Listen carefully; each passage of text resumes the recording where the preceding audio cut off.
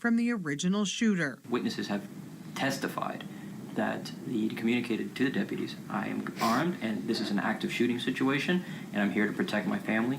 De salir. Y parece que sabían que habían dos jóvenes adentro de la tienda que estaban robando menos de $50 de pizza y Pokemon cards. The fight's not over.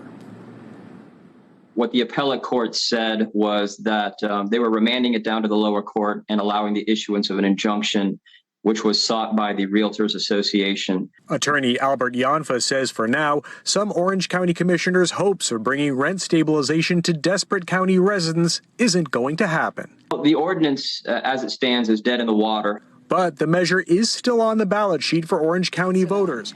We've spoken with numerous witnesses, and all their testimony is exactly the same. The deputies on the scene knew for at least 5 minutes that Brian was pacing back and forth with a firearm in his hand. The SEC has an excellent batting average, so they don't really go after these types of cases unless they have some overwhelming evidence that this was, in fact, an illicit game console.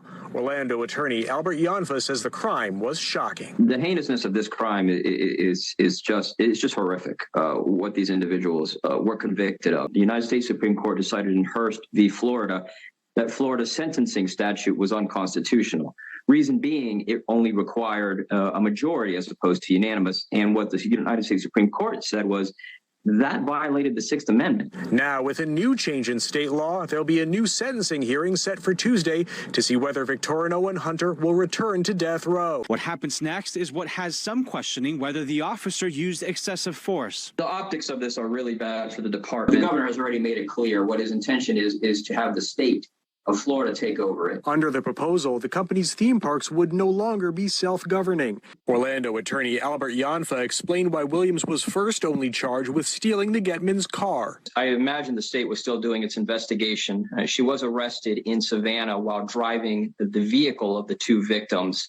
And I don't think they had enough at that point in time. But my understanding was late Friday night, they had enough to charge her with the 2 first-degree murder. But Nijame law partner Albert Yanfa doesn't see it that way. Was he choking the dog or was he just trying to protect himself from an ongoing attack?